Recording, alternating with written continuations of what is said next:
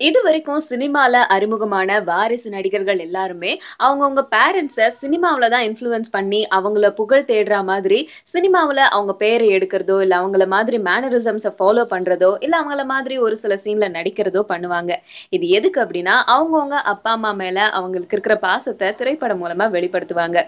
ரஜினிகாந்துடைய மகள் சௌந்தர்யா, திரைப்படத் துறையில கோவா அப்படிங்கிற படம் மூலமா தயாரிப்பாளரா அறிமுகமானாங்க. அதுக்கப்புறம் ரஜினிகாந்த் நடிக்கிற படத்துடைய தலைப்புகள் எல்லாத்தையுமே வடிவமைக்கிற கிராபிக்ஸ் டிசைனர் ஆனாங்க. அண்ட் அது எல்லாத்தையுமே தொடர்ந்து கோச்சடையான் அப்படின்னு சொல்லிட்டு ஒரு மோஷன் கேப்சர் டெக்னாலஜிய யூஸ் பண்ணி, இந்தியாவிலே முதல் முறையா இந்த மோஷன் கேப்சர் டெக்னாலஜிய யூஸ் பண்ணி ரஜினிகாந்த கதாநாயகனா போட்டு ஒரு அனிமேஷன் படம் எடுத்தாங்க. அந்த புகழ் சௌந்தர்யா ரஜினிகாந்தை சேரும். கோச்சடையான் மூலமா இயக்குனராவும் அறிமுகமானாங்க.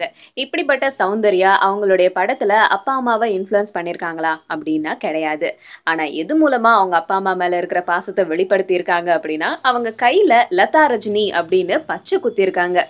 சோ இதுதான் அவங்க அப்பா அம்மா மேல இருக்கிற பாசத்தோடைய வெளிப்பாடு அப்படிங்கிறது நம்ம எல்லாருக்குமே தெரியுது.